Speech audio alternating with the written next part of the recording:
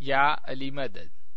Otherwise, Rai Abu Ali Missionary, Wise number 410, recorded by Mehendi Momin. December 24, 1998, Wise in Karachi, Platinum Jamaat Khana.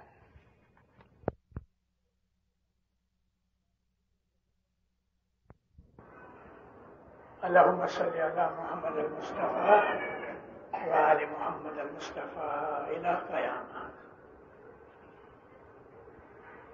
Ek tirath vendala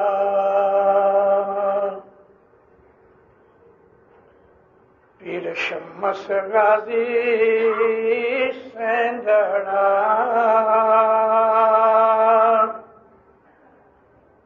Avo Virat Tusa Nahavana Tusa Nahavana Nahate dhote se jiya जिन्हें गुरदा फरमाया किया नहाते धोते से जिया जिन्हें गुरदा फरमाया किया और नहीं तुसा नहावना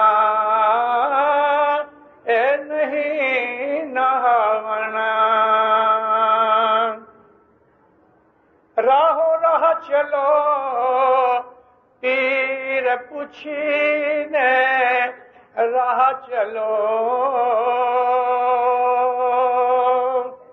ए राहो राह चलो तुसा पीर पूछीने राह चलो उजड़ पग नहीं पावना ए नहीं पावना मौलाना हाजिर इमाम पे सलवात पढ़ो मम्मी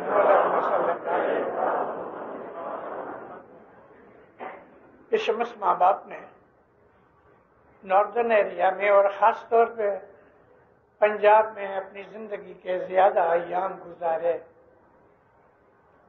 पंजाबी में बहुत से गिनान हैं, बाज गिनान प्रिंटेड नहीं है। अभी अभी ऐसे 10 गिनान निकले हैं कि जो पुराने लोग बोलते थे और कहीं भी लिखे हुए नहीं, मगर जमातों में आज भी बोले जाते हैं। इन गिनानों के अंदर पिशमस माँ बाप जो हमारे इस सदगुरु नूर के बाद तशरीफ लाए, उन्होंने सूफी तरीके से उस जमाने के अपने मुरीदों को हिदायत की। इस सदगुरु नूर ने हिंदुस्तान के अंदर आके जमीन साफ की, कांटे निकाले, पत्थर निकाले और इस लायक बना दिया कि इसमें बीज बोया जाए। इस सदगुरु नूर का जमाना बहुत थोड़ा रहा, 10 गिनान मिलते हैं, लेकिन इस सदगुरु नूर के बहुत से गिनान मैंने इमाम शाहियों के पास से सुने। इमाम शाह पीर हसन कबीर दीन के बेटे थे और पीर सदगुरु नूर के जमाने से बहुत से ऐसे गिनान कि जो गुजरात के एरिया के अंदर फिरा करते थे, वो ऐसे बहुत से हिंदू अध्याय यानी के बाप के हिसाब से जो हैं, उनके पास इस सदगुरु नूर के बहुत से गिनान हैं। मैं 2 बरस पहले जब मैं आया था तो इस इलाके में मैं खुसूसी तौर पे घूमा था, उसकी रिकॉर्डिंग भी की है, वीडियो कैसेट्स भी लिए हैं। मैं आज किस सदगुरु नूर के ऊपर बोलना नहीं चाहता, लेकिन जो पिशम्स माँ बाप थे सब द्वार में पैदा हुए और जब हिंदुस्तान आए تو ہندوستان میں آ کے انہوں نے آدھا مسلم آدھا ہندو طریقہ اختیار کیا. شمس نے بہت سفر کیا. اتنا سفر اتنی مسافری کسی اور پیر نے نہیں کی. چین تک گئے, تبت گئے, برما گئے, ملیا گئے, نیپال, بھوٹان, یہ سب گھومے, کشمیر میں رہے, افغانستان میں رہے, لیکن ملتان کو اپنا ہیڈ آفس بنایا اور ملتان کے اندر انہوں نے بہت اشاعت کی, نئے مرید بنائے اور ان کے مریدوں نے جو گپتی رہے, یہ گپتیوں میں سے آج بھی کچھ گپتی موجود ہیں. میں آپ کے سامنے بیٹھا ہوں, میں اسی خاندان سے ہوں کہ جو ہندوستان سے مائگریٹ ہو کے پاکستان میں آئے, پاکستان سے مائگریٹ ہو کے کشمیر گئے, پھر واپس پنجاب آئے. پنجاب میں آج سے لگ بھگ 30 برس پہلے 1 لاکھ اسماعیلی تھے جو موسٹلی گپتی تھے. گپتی ان کو کہتے ہیں کہ ظاہر میں ہندو رہے لیکن اندر اسماعیلی مذہب کے اوپر مستقیم تھے, اور ایسے مستقیم تھے کہ جان چلی جائے مگر اپنا مذہب نہیں چھوڑتے تھے. گپتیوں کے اشارے کے لیے میں ان کے لیے کہ جو آپ کے اندر مذہب سیکھ رہے ہیں یا مذہب کے اندر دلچسپی لیتے ہیں, تو 1-2 اس قسم کے اشارے گنانوں میں بھی ہیں. جیسا کہ سبھاگا کے 2 گنان ہیں. لوہار تھا سبھاگا, اور پشمس کا مرید بھی تھا, دوست بھی تھا. میری بازوں کے اندر چند برسوں سے پہلے میں نے سبھاگا کی ساری سٹوری سنائی تھی. میں آج ساری سٹوری نہیں سناتا, لیکن اس کے اندر جو جسٹ مجھے کہنا ہے اس کا بیان کرتا ہوں کہ سبھاگا لوہار تھا, پھر شمس کا مرید تھا اور پھر شمس کا دوست بھی تھا. کچھ بھول ہو گئی کہ جس سے اس نے اپنی آنکھیں پھوڑ ڈالی. بھول یہ تھی کہ اس کی دکان کے اوپر کوئی خوبصورت عورت آئی, اس کی نظر بد ہو گئی, نیت خراب ہو گئی. اصل میں نظر بد نہیں ہوتی, نظر تو وہی ہے, نیت خراب ہوتی ہے. جب وہ چلی گئی تو اس کو خیال ہوا, جن آنکھوں سے میں اپنے مرشد کو دیکھتا ہوں ان آنکھوں سے میں نے گناہ کیا. اتنا پچھتایا کہ بچے کے اندر 2 سلاخیں نکال کے آنکھ میں ڈال کے اندھا ہو گیا, اور آنکھوں میں جب سلاخیں ڈالی تو درد کی وجہ سے بے ہوش ہو گئے. لوگ اکٹھے ہو گئے, اٹھا کے لے گئے, علاج معالجہ کیا گیا. چند دنوں کے بعد شمس ماں باپ آئے, اسٹوری سنی تو پھر شمس کے پاؤں پہ گر گیا. ایسا تو نے کیوں کیا؟ کہتا ہے مالک, جن آنکھوں سے میں نے تیرا دیدار کیا, گناہ کرنے کے بعد میں کیسا سامنا کر سکوں, میں تجھے کیسے دیکھ سکوں؟ بہتر ہے کہ آنکھیں چلی جائیں. اس نے خود ہی پچھتاوا کیا, اپنے گناہ کو قبول کیا اور خود ہی اپنے اوپر اس نے سزا اٹھا لی. تو شمس ماں باپ بہت خوش ہوئے, فرمایا اے سبھاگا, خدا نے تجھے معاف کر دیا. اور اس کو تسکین دینے کے لیے اس کی چوکھٹ پہ بیٹھ کے, یعنی کہ دروازہ چھوٹی سی کوٹھڑی تھی, وہاں بیٹھ کے اس کے پلنگ کے پاس, چارپائی کے پاس یہ 2 گنان اس کو سنائے اور وہ روتا تھا. چند دنوں کے بعد گزر گیا لیکن گنان رہ گئے. وہ گپتی تھا. ایسا ہی ان کے پڑوس میں, شمس کے پڑوس میں ایک گپتی فیملی رہتی تھی.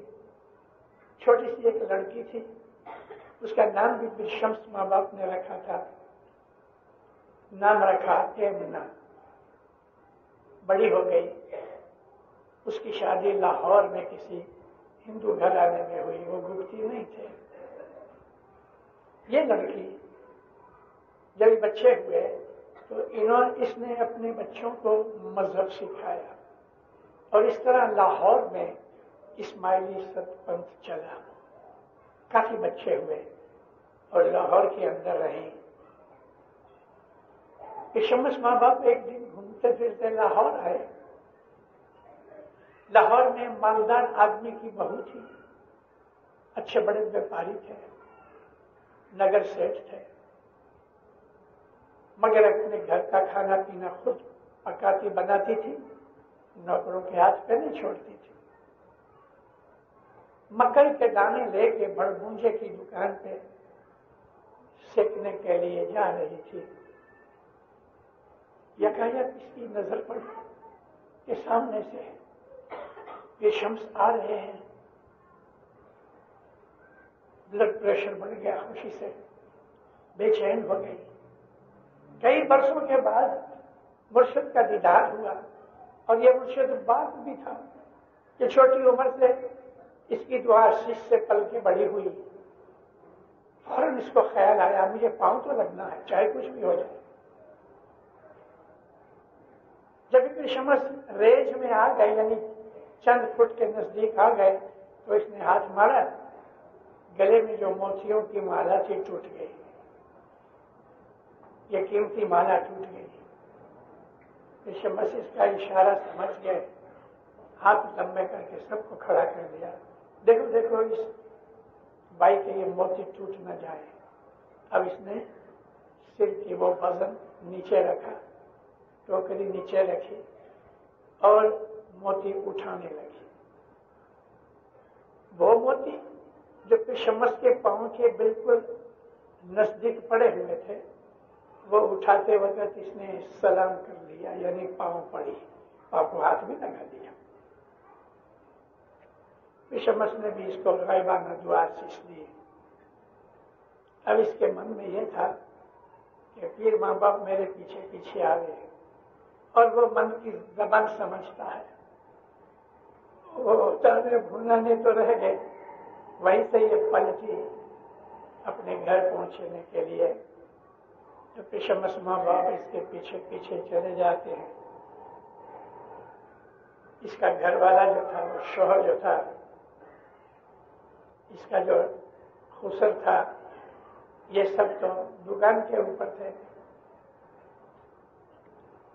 گھر شوہر جو تھا اس کا نام تھا ہریش چندر، سسرے کا نام خسر کا نام تھا کولی چند۔ گھر میں شوہر کی چھوٹی بہن تھی نانند، اس کی ساس بھی کہیں مندر میں باہر گئی ہوئی تھی۔ اب جو گھر واپس آئی تو پھر شمس پیچھے پیچھے پاؤں پڑی، کچھ کھانا پینا پکایا، جلدی سے دیا، مہمانی رکھی۔ شمس نے بہت دعا دی، بہت خوش ہوئی۔ جب سے شادی کی اس نے، تب سے پیر کو دیکھا نہیں تھا۔ اب پیر ماں باپ چلے گئے دعا دے کے۔ نند پوچھتی ہے بھابھی یہ کون تھا؟ کہتی میرے گرو ہیں، میرے باپ کی طرح ہے، لیکن یہ تو مسلمان تھا، ہم ہندو ہیں۔ تم نے تو گھر ابھڑا دیا، یعنی گھر کو تو نے ابھڑا دینے کا مطلب یہ ہے کہ اس کی پاکیزگی تو نے توڑ ڈالی۔ ہندو کے گھر میں مسلمان آئے۔ اب اس کو خیال ہوا یہ تو خطرہ ہو گیا، یہ تو تکلیف ہو گئی۔ دل میں مولا کو یاد کرتی ہے، امام قاسم شاہ کا زمانہ تھا۔ اپنے ہاتھ کے کڑے نکال کے نند کو دیے کہ دیکھ تو یہ کڑے لے لے، لیکن ماں کو کہنا نہیں۔ بٹ تیرے کڑوے سنیارا دے گھڑوے، بٹ تیرے کڑوے سنیارا دے گھڑوے، ارے اللہ میری جیب لڑی لٹ پٹی، آلے اللہ۔ میری بھابھی یہ گھڑے کیا ہے؟ یہ تو سنارے نے گھڑے میں اور بنا سکتی ہوں، میری زبان لٹپٹی ہے، میں تو ماں کو کہنے والی ہوں۔ ابھی جب ماں گھر پہ آئی تو اس نے آگ جلائی، سن میری میاں تمہیں، سنو میری میاں، منائے گھر ابھڑا دیا ہے ماں۔ ایمنا نے گھر گندا کر دیا، کیا ہوا؟ مسلمان گھر میں آئے، یہ مسلمان ہے، یہ مسلمان کی مرید ہے، جھگڑا ہوا، طوفان آیا، لاج ڈالے۔ اب اس کے اوپر جب یہ الزام آیا، گھر کے اندر آگ لگی۔ تیرے ایمان کا جو سچ ہے، یعنی جو حق اور سچائی ہے، وہ ظاہر کر۔ اگر تو سچی ہے، کچا گھڑا جو پکایا نہ ہو، اور کچی ڈوری جو چرخے کے اوپر بنائی گئی، وہ تو کچی ہوتی ہے۔ جاؤ کنویں سے پانی بھر کے لاؤ، یہ تو ممکن نہیں نا۔ کچا مٹکے میں پانی جائے تو گل کے فوراً پھوٹ جائے، اور کچی ڈوری اتنا وزن اٹھانے کے لائق نہیں۔ کاچی سو ڈوری، کاچی سو ڈوری، کاچا سو گھڑوا میرا، کاچی سو ڈوری، پانی بھرنے کنویں لے چلی رے اللہ۔ پھوٹیو نہ گھڑو مارو، اے ٹوٹی نہ ڈوری، ہارے اللہ اے منا تیرے دھرم سوئے۔ پاس ہو گئی۔ اب جو یہ معجزہ دیکھا، سسرا پاؤں پڑا، شوہر بھی نمن کیا کہ تو دیوی ستی ہمارے گھر میں آئی۔ سب نے اسماعیلی ست پنتھ کو قبول کیا۔ اس قسم کے گھنانوں میں جو ہسٹری اور واقعات ہیں، وہ ہمیں معلوم کرنے چاہیے۔ بعض ایسے اسکالرز ہیں جنہوں نے یہ لکھ دیا، کہہ دیا کہ جو گنان ہیں، جتنے گنان کو تم امپورٹنس دیتے ہو ایسے نہیں ہیں۔ اور دفتری نے لکھا کتاب کے اندر کے گنان جو ہیں نا، وہ محض تھیولوجی ہے، مگر اس میں کوئی ہسٹوریکل چیزیں نہیں۔ یہ ہسٹری نہیں تو اور کیا ہے؟ ہمارے گنانوں کے اندر کون سی ہسٹری ہے؟ مگر وہ ہسٹری جو پولیٹیکل ہسٹری نہیں ہے۔ اس لگتی چیزیں گنان میں موجود ہیں، اور گنانوں کے اندر جن ہسٹری سے ہمیں فائدہ پہنچتا ہے وہی ہسٹری لکھی ہوئی ہے۔ راجاؤں مہاراجاؤں کی حالتیں نہیں لکھی گئی کہ انہوں نے کتنی لڑائیاں کی اور کتنے برس حکومت کی۔ یہی حال ہمارے پاک قرآن شریف کا ہے۔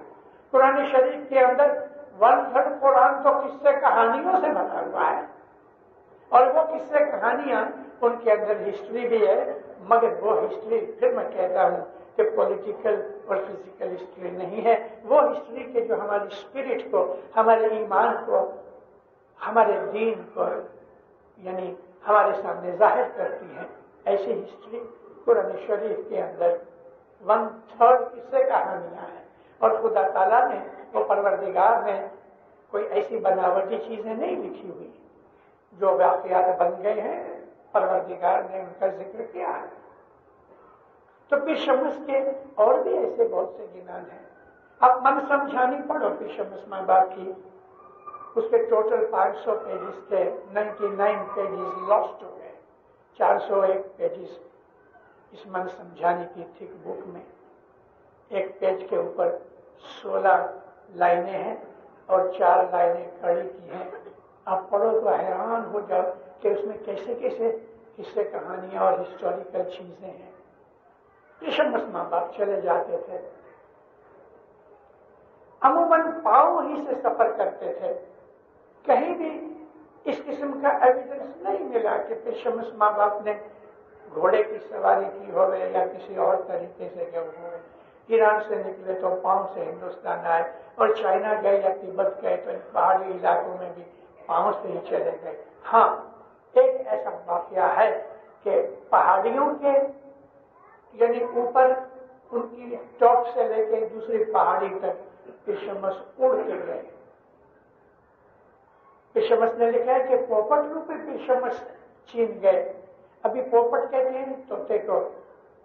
तो पिशमस हम जब छोटे छोटे थे और अपने बड़ों से बातें सुनते थे तो ऐसा हमको कहा जाता था, और हम भी मानते थे कि पिशमस माँ बाप तोता बन के उड़ के गए।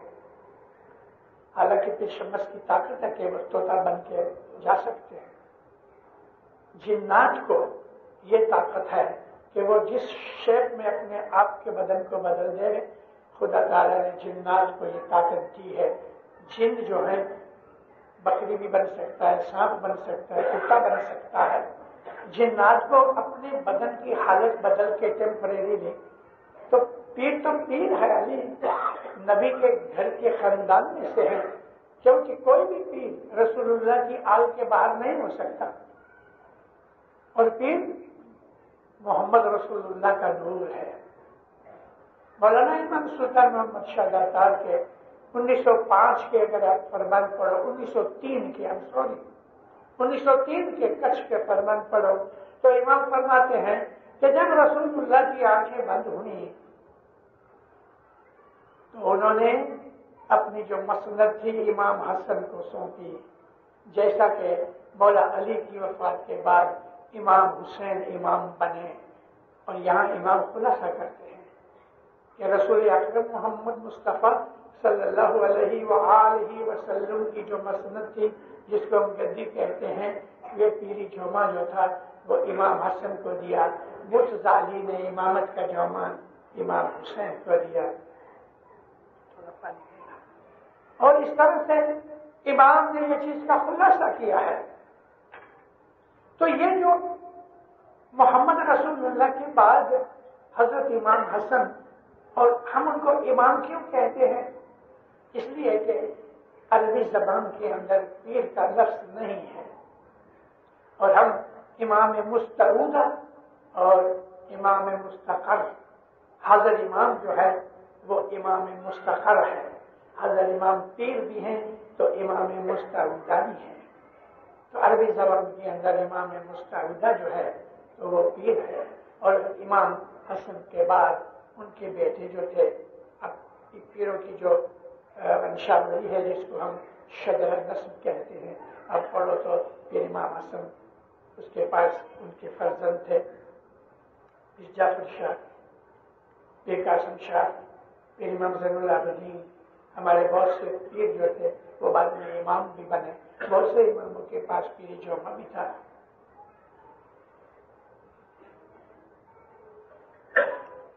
हज़रत इमाम पे सल्लल्लाहु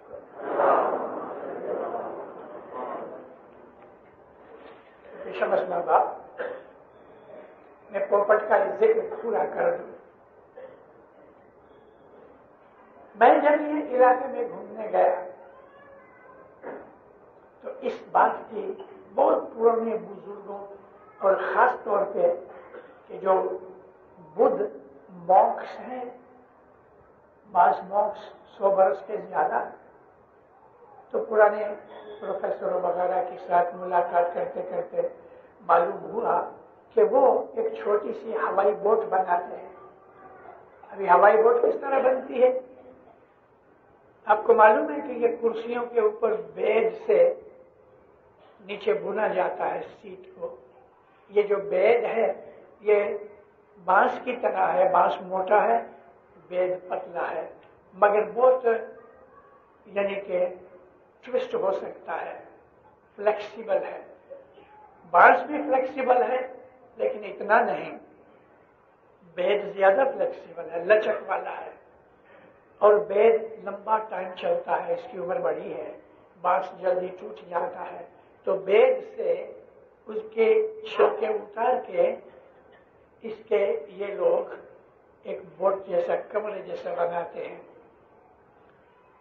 6 बाई 8 का, 5 बाई 7 का कारपेट की साइज का, चारों तरफ بامبو رکھتے ہیں، بانس رکھتے ہیں، اور پھر اس کو بیج سے پکڑ لیتے ہیں، بنتے ہیں، سائڈ میں پارچمنٹ لگا کے اس کو بند کر دیتے ہیں۔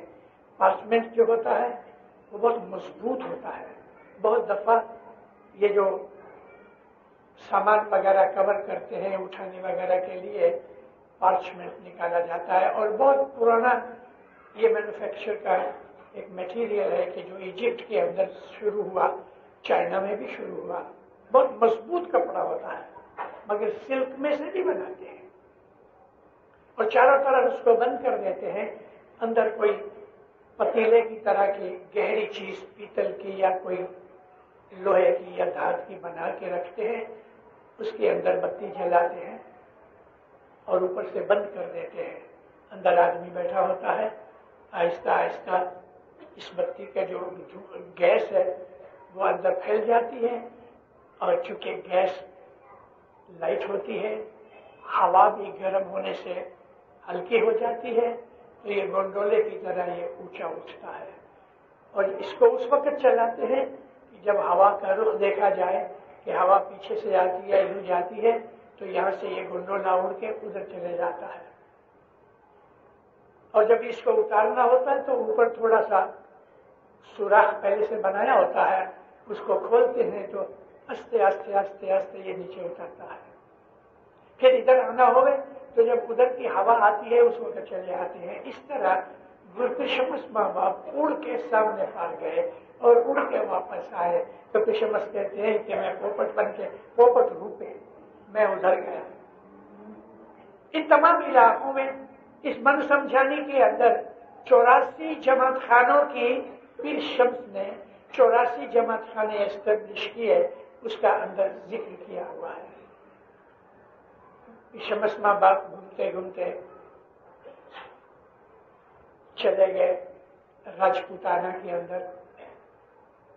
راجپوتانہ ریگستان ہے، نہر دریا ایک دو ہیں سوکھے ہوئے، تو وہاں شمس ماں باپ نے سنا کہ لوگ اکٹھا کرا رہے ہیں لوگوں کو کہ چلو بھائی گنگا کے تیرتھ پہ جانا ہے، چلو جس کو یہ تیرتھ کرنا ہے۔ شمس نے ان لوگوں کو وہاں گنگا بہتی کی، وہاں گنگا کو بہا دیا ریگستان میں، اور پھر وہ پکار کرنے لگے کہ آؤ بھی راتوسا نہاونا، آؤ آؤ غسل کرو اور اپنے بدن کو پاک کرو۔ تو شمس نے پھر یہ بھی کہا کہ یاد رکھو یہ پانی کے نہانے سے کچھ پاکیزگی نہیں ہے، گرو کے فرمان پہ، مرشد کے حکم پہ عمل کرو، راہو راہ چلو، پیر پوچھی نے راہ چلو، تم اپنی زندگی کے راستے پہ چلو، لیکن جس طرح تمہارا مرشد تمہیں چلاتا ہے اس طرح چلو، اجڑ پگ نہیں پاگنا، اس راستے پہ مت جاؤ کہ جو راستہ اجاڑ ہے۔ ہمارا یہ جو مذہب ہے پرانے زمانے میں چھپا رہا، اس لیے بہت نکتہ چین پیدا نہ ہوئے۔ امام سلطان محمد شاہ دتار کے زمانے میں اسماعیلی مذہب اوپن ہونا شروع ہوا۔ ہمارے ہاں ریکریشن کلب تھی کہ جو مشنریوں کی سنستھا تھی، یعنی انسٹیٹیوٹ تھی، اس میں سکھایا بھی جاتا تھا۔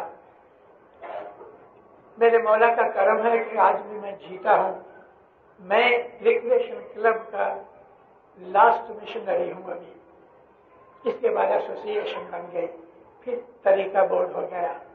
اس زمانے کے اندر جو مشنریز تھے، ایک زمانے میں 68 مشنریز تھے، کسی کالج میں جا کے پڑھے نہیں تھے۔ اس وقت میں اکیلا تھا کہ جو کالج میں پڑھا ہوا تھا، اور وہ لوگ مجھے پیار کرتے تھے، مگر یاد کرتا ہوں تو ان بزرگوں کو جو علم تھا اس علم کا میرے پاس 1% بھی نہیں۔ یہ لوگ کالج میں نہیں گئے تھے، یونیورسٹیوں میں نہیں گئے تھے، مگر آج جو کچھ بھی میں جانتا ہوں ان لوگوں کی میرے اوپر مہربانیاں رہی، میں نے سب کے پاس ملتا رہا، مگر ان کا علم دیکھ کے میں آج ان سب کو سلام کرتا ہوں۔ پیروں کے جو باتیں تھی، پیروں کے جو گنان تھے، ان میں چھپے ہوئے جو راز تھے، یہ گریٹ مشنریز بتایا کرتے تھے۔ ان کی زندگیاں سفر میں نکلتی تھی. میں خود الحمدللہ میرے مولا کا کرم ہے کہ پاؤں سے بھی سفر کیا ہے, گھوڑے کی پیٹھ پہ بھی کیا ہے, اونٹ کی پیٹھ کے اوپر بھی کیا ہے, بیل گاڑی میں کیا ہے.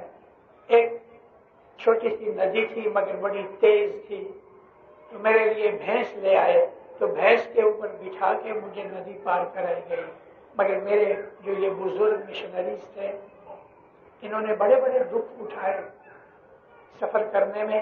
امام کی ڈیوٹی دینے کے لیے ان لوگوں نے بڑے بڑے دکھ اٹھائے. حالانکہ جماعتوں نے ان کا بہت عزت مان اور خیال کیا, مگر پھر بھی ان بزرگوں نے 60 60 70 70 اور 80 برس کی عمر کے اندر بھی انہوں نے مستحضریہ کی اور مولا کے گھر کی خدمت کی اور مذہب کا پھیلاؤ کیا. امام کا حکم تھا کہ یہ لوگ ہر 5 مہینے کے بعد 1 مہینے کی چھٹی منائیں اور اپنی فیملی کے ساتھ رہے. اور اس زمانے کے اندر یہ مشنری جب بھی گھر آتے تھے تو آدھے تو مرے ہوئے ہوتے تھے. ان لوگوں کی محنت کی وجہ سے گھر آتے رہتے تھے, ہر روز ریکریشن کلب میں آتے تھے. یہاں پھر گفتگو ہوتی تھی, مذہبی باتیں ہوتی تھی, روحانی باتیں ہوتی تھی, اپنے ایکسپیرینس کہے جاتے تھے. اور ان بزرگوں کے اندر روحانیت تھی, عبادت کرنے والے تھے. پھر جو 1 مہینہ رہتے تھے تو پڑھا کرتے تھے, مل کے بیٹھ کے ڈیبیٹ کرتے تھے, بحث کیا کرتے تھے. ان لوگوں نے ایسی بہت سی چیزیں جو مذہب کے اندر جو تھیں وہ سکھائیں. کیا ہوتا تھا, ہفتے میں ابھی گھر کے اندر بمبئی میں آ جائیں تو 10-15 کبھی زیادہ کبھی کم مشنریز لیو پہ ہوتے تھے, تو ویک میں 1 واز ہوتی تھی, کبھی ان کی یا 2 ہو جائیں. ہمارے ہاں ایک وائس پریسیڈنٹ تھے, میں ان کا نام نہیں لیتا, ان کو مشنری ذرا پسند نہیں تھے, ایمان تو پہلے سے کمزور تھا. تو ایک دفعہ مشنریوں کی مہمانی تھی, بزرگ بیٹھے تھے, تو یہ بھائی صاحب ہمارے وائس پریسیڈنٹ تھے. گلو تمہیں کچھ کہنا ہے؟ خدا بند, یہ مشنری لوگ مفت کی کھچڑی کھاتے ہیں. اچھا, سب ہنسنے لگے. کیا کھچڑی کھاتے ہیں؟ کہتے خدا بند آدھا گھنٹہ واز کرتے ہیں ویک میں اور باقی گھومتے ہیں, مزے کرتے ہیں, مگر وہ 5 مہینے دکھ اٹھائے اس کا اس نے کوئی ذکر نہیں کیا. مولانا سلطان احمد شاہ فرمایا, گلو کسی کو میں یہ کھیسے سے دیتا ہوں روزی, کسی کو میں یہ کھیسے سے دیتا ہوں. مشنری میری آنکھیں ہیں. جس طرح بدن میں پاؤں میں بھی اگر درد ہو تو آنکھیں روتی ہیں, جماعت میرا بدن ہے. سلطان شاہ کے فرمان میں جماعت میرا بدن ہے. بدن میں یعنی جماعت میں کہیں بھی کوئی نقصان تکلیف ہوتی ہے تو میرے مشنری دکھی ہوتے ہیں. گلو صاحب نے ایسا ہاتھ مٹھی بند کر کے فرمایا, دیکھو گلو ہمارا مذہب جو تھا وہ چھپا ہوا تھا, مٹھی بند تھی. مشنریوں نے میرا مذہب کو اوپن کیا, ظاہر کیا, روشن کیا. یہ بات مجھے کہنے کی ضرورت یہ پڑی کہ آج سے 100 برس پہلے اسماعیلی مذہب حقیقت میں ایسا چھپا ہوا تھا, لیکن آج ساری دنیا میں ظاہر ہو گیا. اگرچہ بعض دفعہ ہمارے اوپر اٹیک ہوئے ہیں, مگر پھر بھی مشنریوں نے اس کا سامنا کیا ہے. میں 2-3 دن پہلے بمبئی میں ایک جگہ واز کرتے کرتے اس چیز کا تھوڑا سا ذکر بھی کیا تھا کہ جب بھی پنجاب کے اندر سے 1 لاکھ اسماعیلی گپتی پنجاب میں تھے پیر شمس کے زمانے سے, اور حضرت امام کو ہر زمانے کے اندر مانتے چلے آئے, امام قاسم شاہ سے لے کے مولانا سلطان محمد شاہ تارک اور ابھی مولانا حضرت امام کو مانتے ہیں. لیکن 1914 میں مولانا سلطان محمد شاہ نے جنوری کی 20 تاریخ کو 8 آدمی پنجاب میں سے بلائے اور حکم کیا کہ رات کو 12 بجے آنا. رات کو 12 بجے ان 8 گپتیوں کو امام نے بلایا, بہت سی باتیں کی. دعا سیکھ دی کہ تم کی شمس کے زمانے سے میرے مرید ہو، مجھے ادھر ہو، یعنی میں تمہیں پیار کرتا ہوں، ابھی وقت آیا ہے کہ تم ظاہر ہو جاؤ، کھلے ہو جاؤ، یعنی مسلمان ظاہر میں بن جاؤ۔ اور دیکھو پنجاب میں سنیوں کا زور ہے، تو تم جب یہ بچہ پیدا ہوئے تو سنی کو بلا کے اس کا اذان دلاؤ، ختنہ کراؤ تو سنی ملا کو بلا کے ختنہ کراؤ، نکاح ہوئے تو سنی ملا کو بلا کے نکاح کراؤ، گزر جاوے تو سنی ملا کو بلا کے میت کی تمام جتنے بھی اصول ہیں ان کے اوپر عمل کرو۔ اس طرح امام نے بہت سی انسٹرکشن دی۔ رات کے 2 بج گئے، مولا فرمایا اچھا ابھی تم جاؤ، مگر پونا اسٹیشن کے سامنے وہاں ایرانی کی ریسٹورنٹ ہے، 24 گھنٹے کھلی رہتی ہے، وہاں تم سب 8 جنے جاؤ اور گائے کا گوشت کھاؤ۔ ان میں 8 میں ایک میرے ابا تھے۔ میرے ابا کہتے ہیں جب بھی مولا نے کہا کہ گائے کا گوشت کھاؤ تو ہمارے بدن میں جھرجھری ہونے لگی، کیونکہ ہم تو ظاہر میں گائے کی عزت کرتے تھے، پوچھتے نہیں تھے، برہمنوں کی طرح عزت کرتے تھے۔ اب گائے کا گوشت کھانے کے لیے لیکن سب نے کھایا، حکم پیر پوچھی نے راہ چلو، سب نے گائے کا گوشت کھایا۔ ایک دن میں 40,000 اسماعیلیوں نے اپنے آپ کو ظاہر کیا پنجاب میں، اور اس کی اشارہ میمورز آف آغا خان کے اندر امام نے کیا ہے کہ پنجاب میں میرے ایک اشارے سے 40,000 آدمی ایک دن مسلمان ہوئے۔ ہم لوگ ظاہر ہو گئے، لیکن 40,000 لاکھ میں سے قریب لاکھ 40% ظاہر ہوئے، 60% ہندو رہ گئے، وہ ظاہر نہ ہوئے، اور آہستہ آہستہ بھی بہت گھٹ گئے ہیں، کیونکہ یہ 1914 اور دیکھو 85 برس کی بات ہے۔ یہ ابھی بھی پنجاب میں کچھ گپتی ہیں، دلی کے ارد گرد بھی ہیں، لیکن ابھی تھوڑے ہو گئے۔ میں نے یہ گنان بول کے جو سمجھانا چاہا تھا وہ یہ تھا کہ اسماعیلی طریقہ جو ہے آج بھی بہت سی جگہوں کے اوپر اسماعیلی طریقہ چھپا ہوا ہے۔ میرے مولا کا فضل ہے کہ بہت سی چیزیں مجھے پرسنلی معلوم ہیں۔ اگر میں آپ کو یہ کہوں کہ فرانس کے اندر گپتی ہے فرینچ وائٹ مین، تو آپ کو تعجب ہوگا۔ فرانس میں گپتی ہیں، یورپ میں بہت سی جگہوں کے اوپر یورپین گپتی ہیں، افریقہ کے اندر گپتی ہیں۔ یہ محض اس کو معلوم ہے کہ میرے بچے کہاں کہاں ہیں، اور پیروں نے بھی ہم کو اس زمانے سے یہ جو گپتی لوگ ہیں وہ الگ الگ جگہوں کے اوپر رہے، زمانے کی رو دیکھ کے، سیاسی حالات دیکھ کے، سوشل حالات دیکھ کے، خاندانی حالات دیکھ کے لوگوں نے اپنے مذہب کو چھپا رکھا۔ چارے چارے جگ ماں جیوڑا تمہارا کے تھانے وسنتا اے جی۔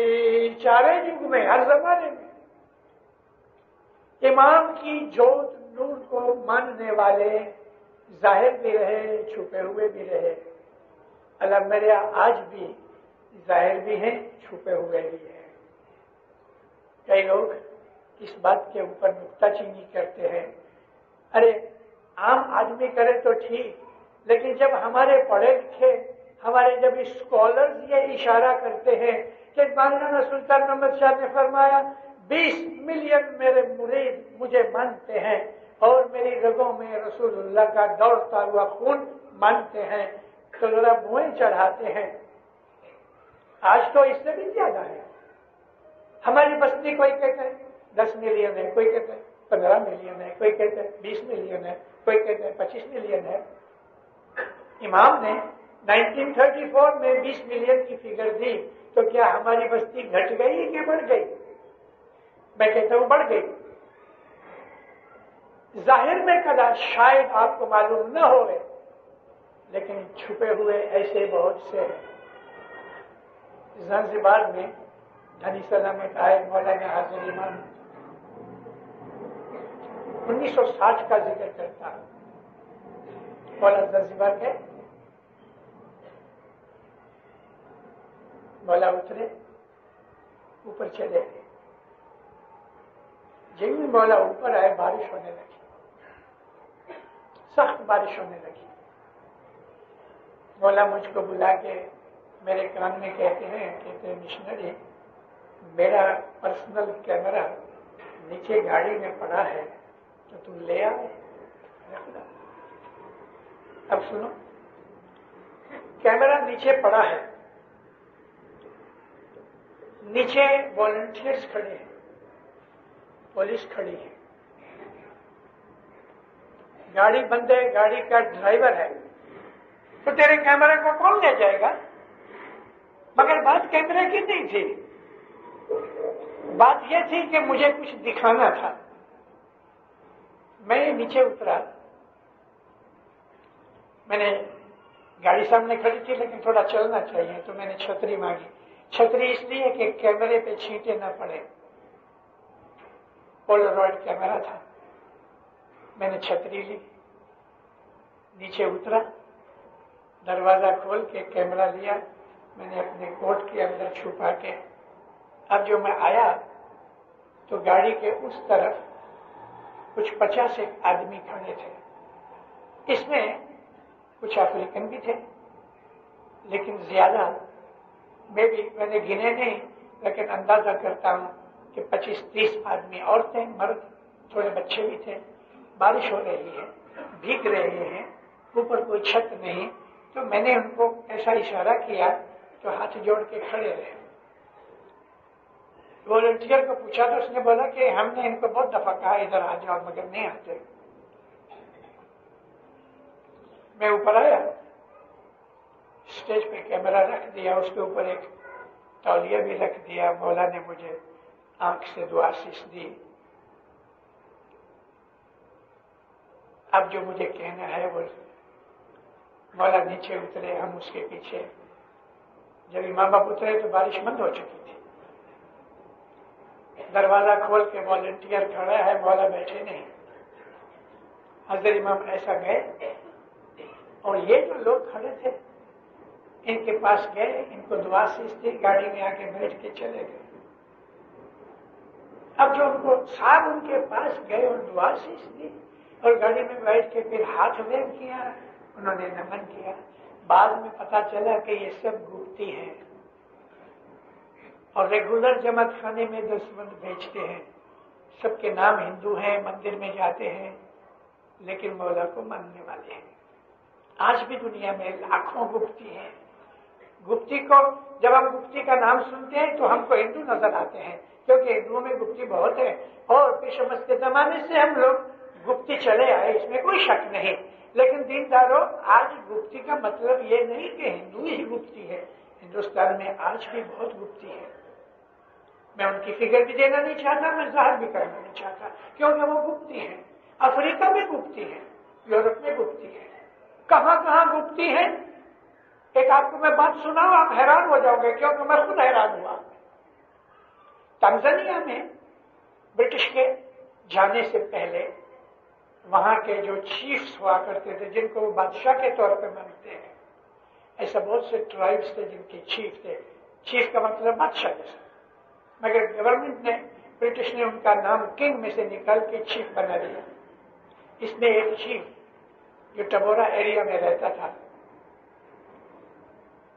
حضرت امام شاہ کریم نے اس کے ساتھ کورسپونڈنس بہت ہے، اس کے پاس ساری فائل ہے حضرت امام کے خط کی، لیکن ایک خط میں نے دیکھا، حضرت امام اس کو لکھتے ہیں مائی ڈیئر اسپرچل چائلڈ، اور اس کا نام لکھا ہے۔ اسپرچل چائلڈ تو کوئی نہیں ہو سکتا سوا کہ جس نے حضرت امام کی بیعت کی ہوگی۔ مولا اس کو لکھتے ہیں my dear spiritual child so and so, اور نیچے افیکشنیٹلی نام سائن کیا ہے۔ اس کے میں کانٹینٹس نہیں کہہ سکتا۔ یہ مفتی تھا، گزر گیا بیچارہ. ایسے تو دنیا کے اندر کہاں کہاں تیرے بندے بیٹھے ہیں میرے مولا، تو ہی صرف جانتا ہے اور کسی کو پتا نہیں ہے. امام اس دنیا کا بادشاہ ہے.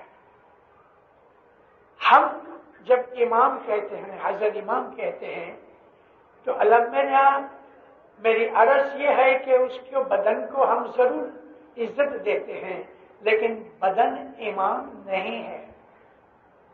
امام تو اس کا نور ہے. امام کبھی مرتا نہیں، بدن مر جاتا ہے، بدن بیمار ہوتا ہے، بدن کو زخم بھی لگتے ہیں. ہمارے سارے اماموں کی ہسٹری کہ جو ہم کو دوسرے مسلمان بھائیوں سے الگ کرتی ہے. وہ بھی مسلمان ہیں، ہم بھی مسلمان ہیں. وہ اللہ کو مانتے ہیں، ہم اللہ کو مانتے ہیں. وہ رسول کو مانتے ہیں، ہم بھی رسول کو مانتے ہیں. وہ کہتے ہیں کہ یہ آخری نبی ہے، ہم بھی آخری نبی میں، ہمارے گنانوں میں آخری نبی کا ذکر کیا ہوا. وہ قرآن شریف کو مانتے ہیں، ہم قرآن شریف کو مانتے ہیں. لیکن تھوڑا سا فرق یہ ہے، ساری دنیا کے مسلمان عربی نہیں جانتے، اور خود جو عرب ہیں وہ بھی عربی نہیں جانتے. آپ کہو گے کیا بکتا ہے؟ نہیں، دینداروں میں بکتا نہیں. عربی جاننے والے جو عرب جن کی مادری زبان عربی ہے، وہ قرآن پڑھتے ہیں تو سمجھتے نہیں، کیونکہ ان لوگوں کے اندر سب کے سب عالم نہیں ہیں. قرآن 1300 پرانی زبان ہے، 1400 برس پرانی زبان ہے، اور آج ماڈرن عربک ہے. آج ماڈرن عربک جاننے والے یہ پرانی زبان کو اچھی طرح سے ہضم نہیں کر سکتے، اس لیے ان کے اندر بھی ترجمہ کرنے والے عالم فاضل مفتی بہت ہیں. اب جو ہم مثال کے طور پہ ہم میں سے کوئی آدمی عربی نہیں جانتا تو کیا کہے گا؟ انگلش جانتا ہوں. اچھا، تو عبداللہ یوسف علی کا کہ میر احمد علی کا کہ پکٹول کا ٹرانسلیشن پڑھیں گے. تو ہم نے قرآن پڑھا کہ اس آدمی کی سمجھ پڑی کہ جس نے ٹرانسلیشن کیا ہے. اللہ کیا کہنا چاہتا ہے کیا پتا. اور یہ آدمی جس نے ٹرانسلیشن کیا ہے، اس نے وہ ٹرانسلیشن کیا ہے کہ جو وہ سمجھا ہے، اور میں اس کا ٹرانسلیشن پڑھ کے وہی چیز سمجھوں گا کہ جو وہ سمجھا ہے، تو میں انڈائریکٹلی اس آدمی کا مرید بناؤں، کیونکہ وہ قرآن کو سمجھ کے مجھے سمجھاتا ہے اور میں اس کو مان لیتا ہوں. تو میں اس آدمی کا انڈائریکٹلی مرید ہوا کہ اس نے جو قرآن مجھے سمجھایا میں نے وہ سیکھا. اب جتنے بھی ہم نے ٹرانسلیشن پڑھے تو اسی طرح ہے.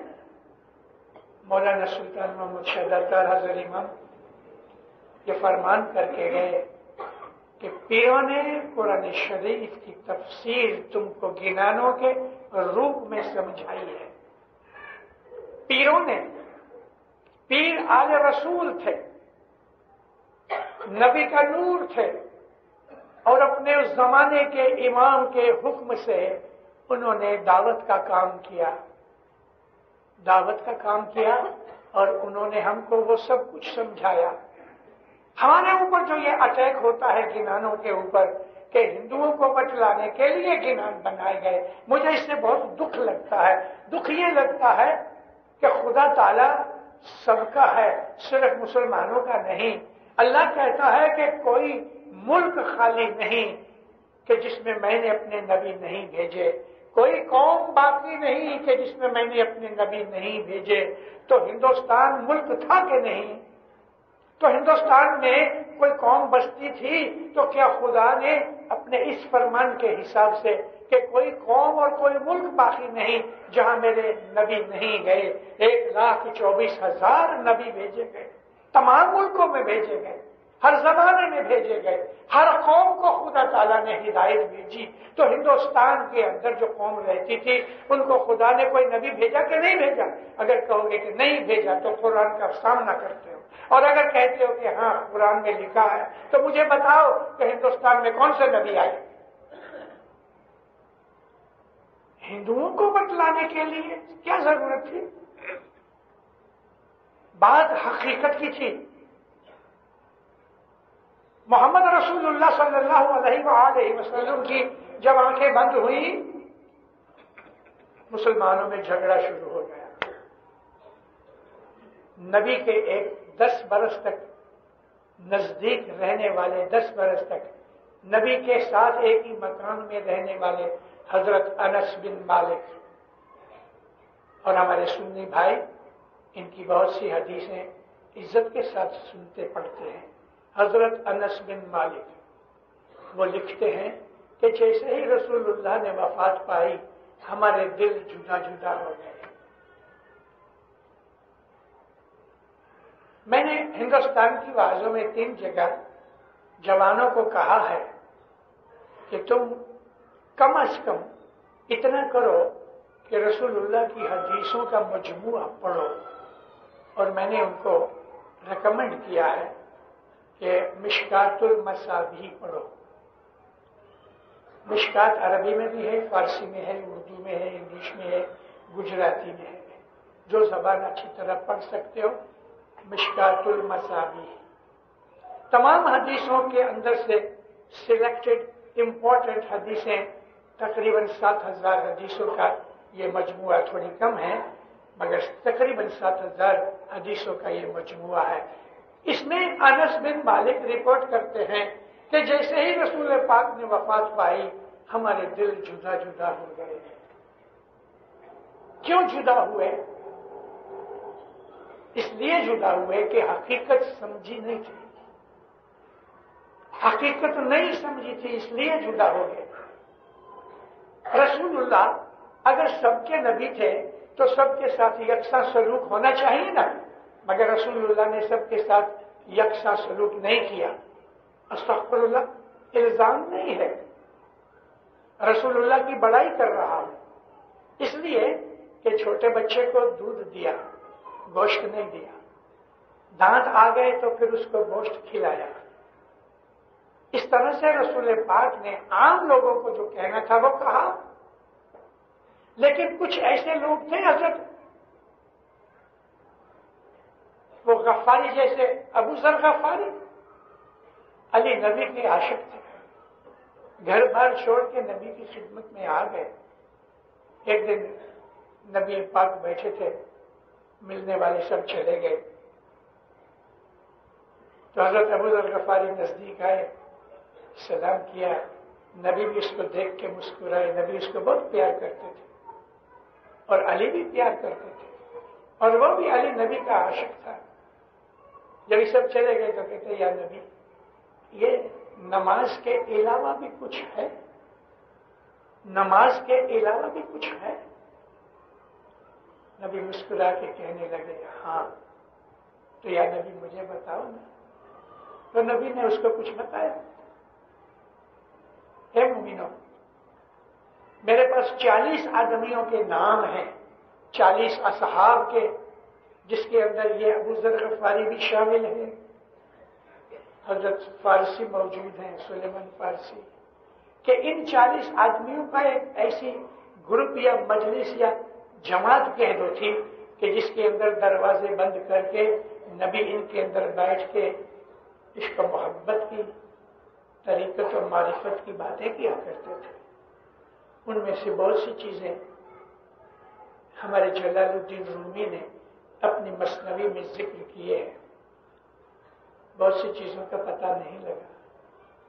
آپ میں سے وہ لوگ جو پڑھے لکھے ہیں ان کو یہ معلوم ہوگا کہ حدیثوں کے مجموعے میں ایک ایسا بھی مجموعہ ہے کہ جن کے لیے ہم اس کو قرآن کا درجہ دیتے ہیں.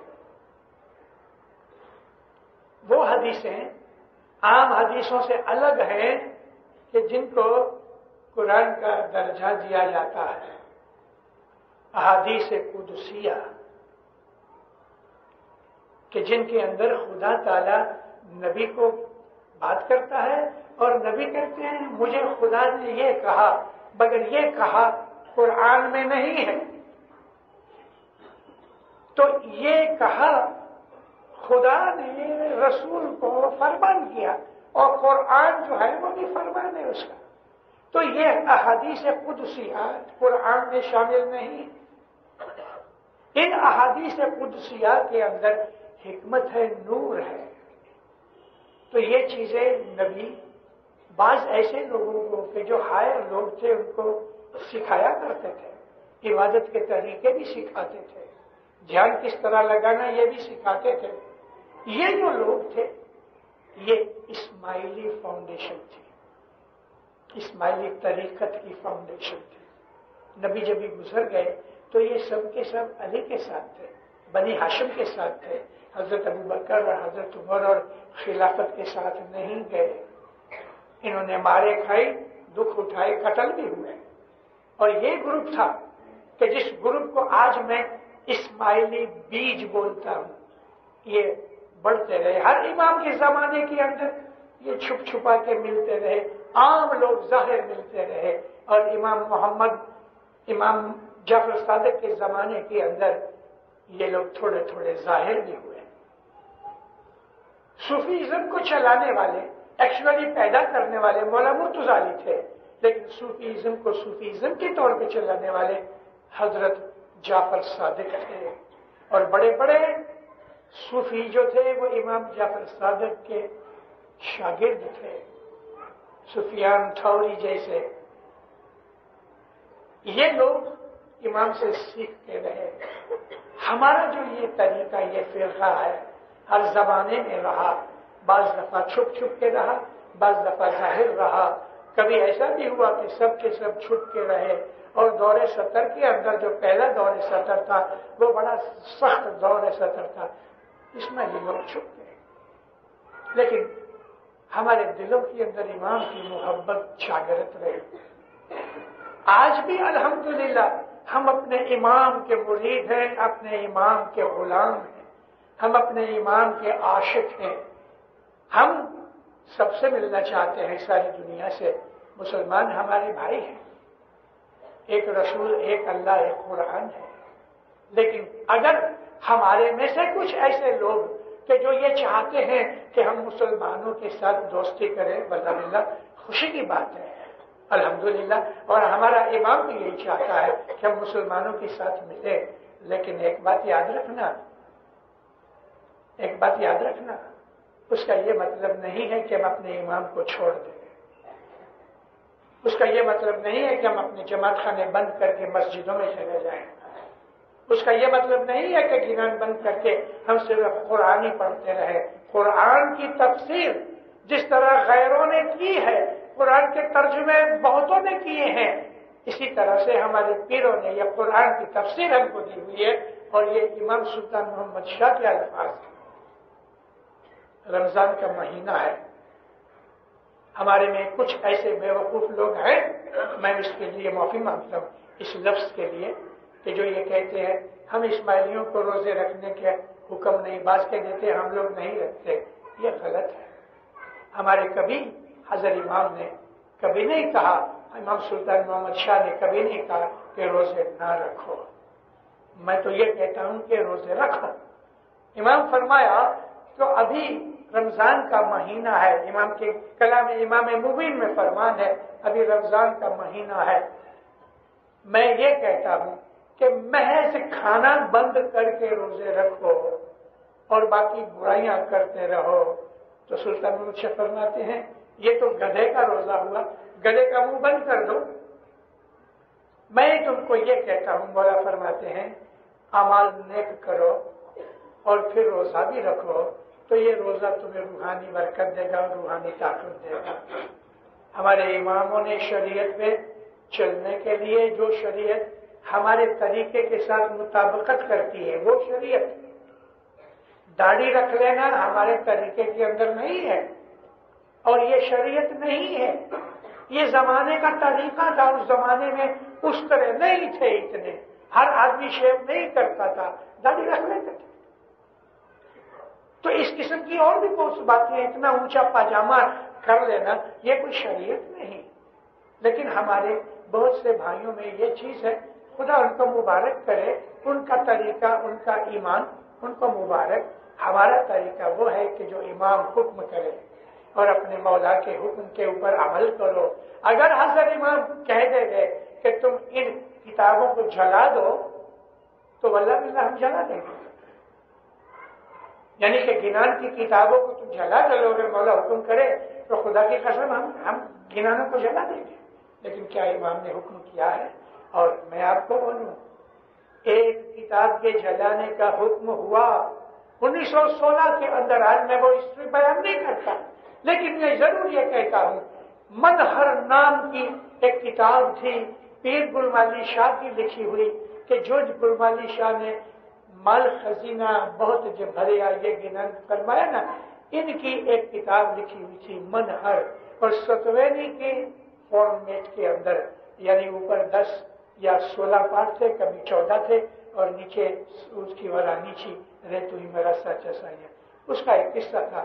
امام کو غصہ آیا، حکم کیا. کتاب میں کہتا ہوں معرفت سے بھری ہوئی ہے، ڈیپ ہے، مگر چھاچھرے لوگ اس کی ڈیپتھ پر نہیں گئے اور انہوں نے وہ کام کیے کہ جو منظور نہ ہوئے. امام نے مشنریوں کو حکم کیا، جہاں بھی تم ڈیوٹی پہ جاؤ اس کتاب کو ملے اس کو جلا ڈالو. امام ہے، اس سے بڑا کوئی نہیں.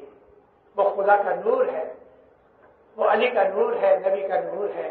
اور ہم اپنے امام کو خدا کی قسم پیار کرتے ہیں. ہم اپنے امام کو خدا کی قسم پیار کرتے ہیں. واللہ باللہ خدا کی قسم ہم حضرت امام کو پیار کرتے ہیں. یہ ہمارا مذہب ہے. مولا آپ کو سکھی آباد کرے، ایمان کی سلامتی دے، حقیقتی سمجھ دے، روحانی قوتیں دے، ایمان زیادہ کرتا رہے. مولا اپنی محبت میں سرشار رکھے، اپنی فرمان برداری میں رکھے، مولا اپنی قربت میں رکھے، اپنی میٹھی نظر میں رکھے، اپنی نعمتیں دے، حقیقتی سمجھ دے. مولا آپ کے اوپر، آپ کی اولاد کے اوپر ہمیشہ رحمتیں نازل کرتا رہے، آپ کی ہر نیک امید پوری کرے. سکھی آباد.